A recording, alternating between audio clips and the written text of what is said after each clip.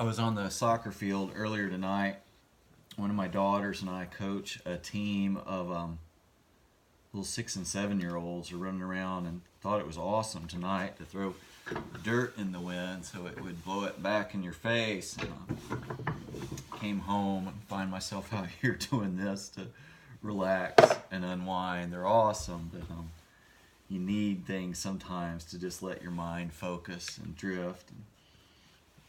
I catch myself trying to find ways to speed up the production, right? So I do that on the soccer field. I see things that they're doing wrong, that they're doing better. And as a coach, you're always wrestling with, okay, when do you point it out and when do you just stop, and enough progress is enough. And if you're not careful, you'll just frustrate the kid. And here I struggle with that as I make these little things. I want to make them faster, but I want to keep the quality up. And I found, if I do like 50 at a time, I can take my time and glue each one, and when they need it, clamp them together and just do each one just right.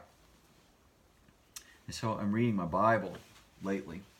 And there's this passage I've been coming back to a lot in the book of Ephesians. Ephesians is one of the letters in the New Testament. It was written by the Apostle Paul. So if you get through the oldest books of the Bible and into the stuff explicitly about Jesus, you have Matthew, Mark, Luke, and John, and a few more, you'll get to the names of these cities and places, like Ephesus, in the book written to the church at Ephesus called Ephesians.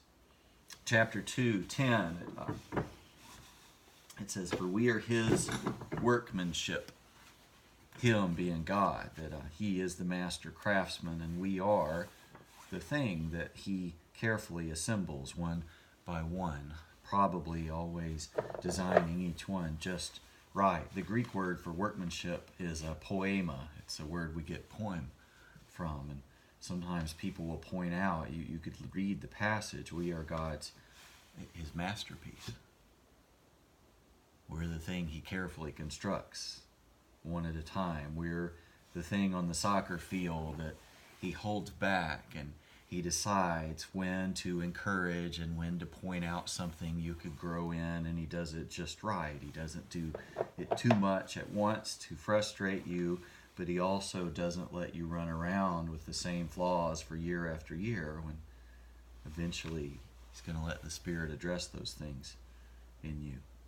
So this week, as you're at work or school or at home or wherever you find yourself, maybe you've got a minute somewhere in the week where you're doing something like I'm doing here, and you're just one at a time putting something together, or you're just one comment at a time pouring in to your spouse, or one statement at a time with your kids, or one encouraging note at a time to students or to your grandparents or to somebody in your life that you care about.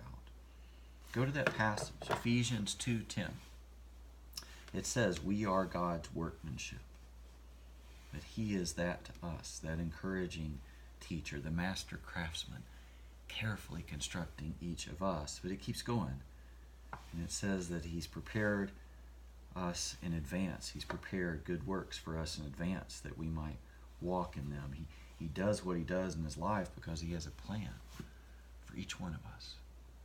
And he knows exactly how to grow you into that. I'll see you later.